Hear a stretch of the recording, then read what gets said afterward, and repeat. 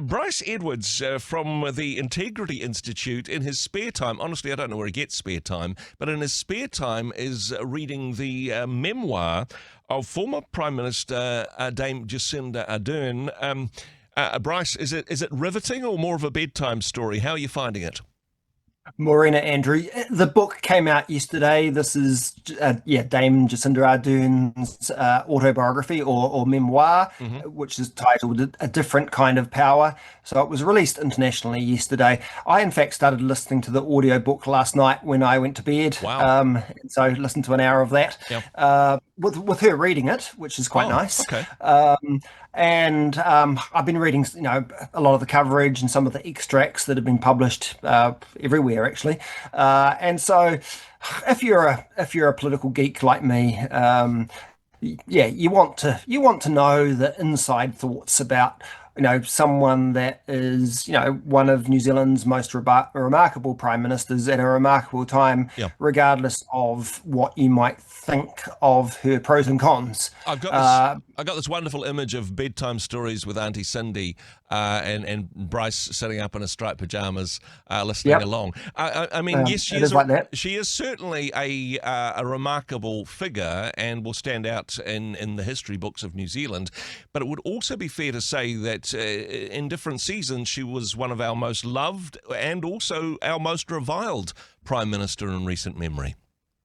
Yes, and I'm not sure. I mean, I haven't finished the book, but I'm not Yep. really sure she deals with that enough by the looks of things. I mean, with all memoirs, autobiographies, they're just a personal account, and they skip over lots of the things they don't deal with. And I don't think she deals with some of the more tricky challenges to her legacy, especially in terms of what she achieved, Yeah. what were her politics, what were her ideology. So she kind of puts across that her lens on the world, her way of doing things is about compassion, about empathy, and it's all about empathetic leadership, and that she wasn't a naturally tough politician. She was someone that struggled on her way to the top with being hard enough for being a leader, but she argues that actually made her a better leader. Hmm. And I think a lot of people will find that a bit tough to read, especially, I guess, the detractors. So if you're a detractor, I think you'll read this and you won't necessarily change your view of the former Prime Minister. But it does still give some insights into what she went through and the personal side of things. So it's Yeah. very good at that because it's very much a personal memoir. It's not deeply political. So, less a here's how to do politics. This is, if you like, a treatise on how we can have more empathetic leadership around the world than, hey, I was a little girl from Te Aroha, and this is the exciting adventure that life has taken me on. More of a personal than a political statement. Yes, so there's lots of personal stuff in there, and that's quite interesting. She is a good storyteller, Yep. and she brings up just lots of inside stuff about, being a mother and prime minister, some of the battles she's had to deal with, in her personal life, and so I'm finding it an interesting book. One of the more kind of contentious parts of it for me so far is where she goes back into some of the turmoil in the Labour Party in around 2011, 2014. So Okay. this is a time when we had lots of different leaders of the Labour Party after Helen Clark, and there were lots of different factions.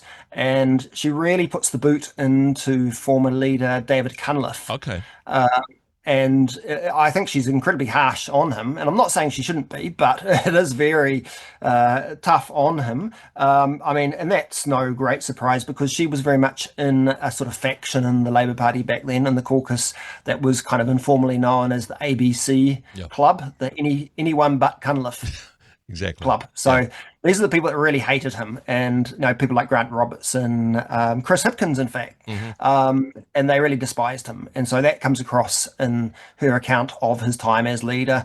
And yeah, and so I'm a bit surprised that she's decided to go there. It's kind of reopening some old wounds, Yep. and it doesn't seem that graceful. No. It seems like she's settling some bitter scores there. Doesn't really sound like an In that. empathetic style of memoir writing. honestly, Well, ironically. she's preaching being kind and empathetic the whole way through, and then when she deals with her rivals, she's is kind of bloody and sort of vicious as the best of them, which is quite interesting, I think. Certainly, her response to David Cunliffe won't be remembered in history. The events that will be remembered, her response to the Christchurch massacres and the events that followed, and certainly a global example of what empathetic leadership looked like, and particularly the early few months and perhaps even 12 months of the COVID response. Again, a very different style of leadership. I mean, you haven't completed the book, you only started it last night, but I imagine that these will be significant parts of the story. I've skipped through to some parts, I can't help myself. But yes, I'm not sure she gives an account of COVID that really suggests she's kind of reflected and got any great insights into that time that surprises us about the mandates, the lockdowns. I think she still can't really handle that criticism, and she seems to write off her opponents as being mad, bad, and crazy. Not facing up to the fact that honestly it lost her the leadership and it lost the Labour Party the role of being the governing power. Certainly the writing is on the wall from a democracy point of view, but she's not facing that perhaps. I don't, from what I've seen so far, I don't get that impression that she is, no. And so we all have our blind spots, and I think that will always be her blind spot, that she can only see it from her perspective, and and maybe that's fair enough. Maybe we shouldn't be surprised about that. That's what leaders are like. Yep. She's taking the victories. She's not really wanting to look at the failures. Well, hey, it is somebody telling their own story from their own point of view, and of course there will be blind spots and biases in that. But yes, it is a snapshot of a period in New Zealand's political history, and it comes from a certain point of view. Bryce, thank you for your analysis on that topic. As you say, it has been launched nationwide, either in hard copy form or Bedtime Stories with Auntie Cindy, available at Audible and other audio book formats. Bryce, thanks for your insight. Thanks for joining us. Thanks, Andrew. Hey, thanks very much for joining us in the Rhema studio. Thanks very much for watching the interview. It's kind of nice to have an audience, actually. And if you did like what you watched, then do give us a like, do give us the thumbs up. And if you'd like to see more interviews like that one, or perhaps even better, subscribe and those interviews will come straight to you. Don't forget to turn on your notifications, and we'll see you in the next one. Cheers.